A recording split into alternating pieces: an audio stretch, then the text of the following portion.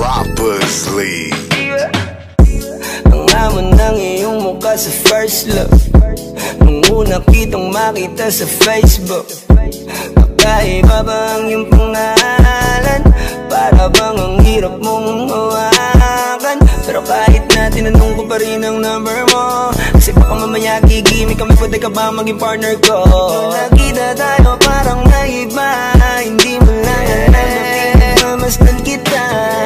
Mas malakas ka pang uminom ng alang sa'kin, baby, kala ko ay joke. Bigla akong nagulat, kitang-kita ko kung gaano ka kagrabe umipak ng smoke. Kaya akala ko nung una matino ka, di bala. Akala ko ang sabi mo mag-isa ka, biglang may nagaya sa'yo, kaibigan mo pala. Para sumama ko ayaw kong sa matanda. Akala ko nung una,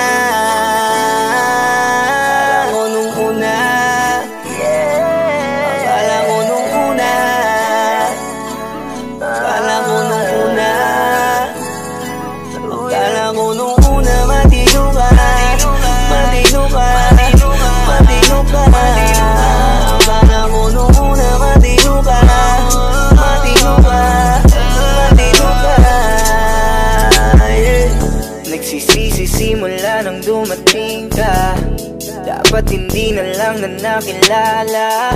Kung alam ko lang di na nakipagkita, kasalanan mo lahat, sana hindi na naniwala sa mga sinabi mo. Wala sa iyong mukha, di ko inasahang magaling kang magtago.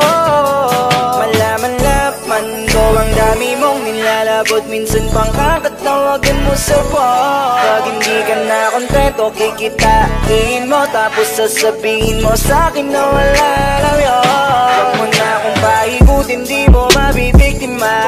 Ako maiiputan, lumayo-layo ka na.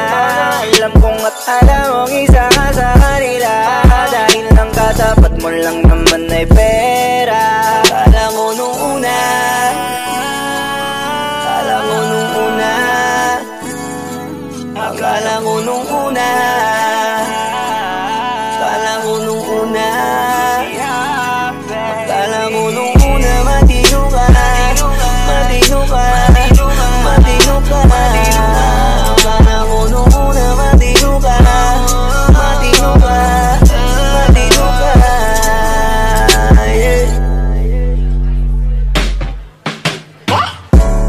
Akala ko naman ay di ka pala biro, pero ang tulad mo pala ito paglaro.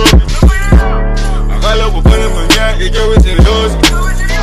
Ako ay mali, di ka lang na ako kontento. Ay ganyan, kalawang ganyan, hindi mo ako maiisan. Buday na lang, hindi ba ulit? Anong masasabi mo dyan ulit? Alam ko nung una matino ka, di bala, kala ko iba ka sa kanila. Di bala, napaniwala mo ko sa mga salita na puro kasinungalingan ang nagawa.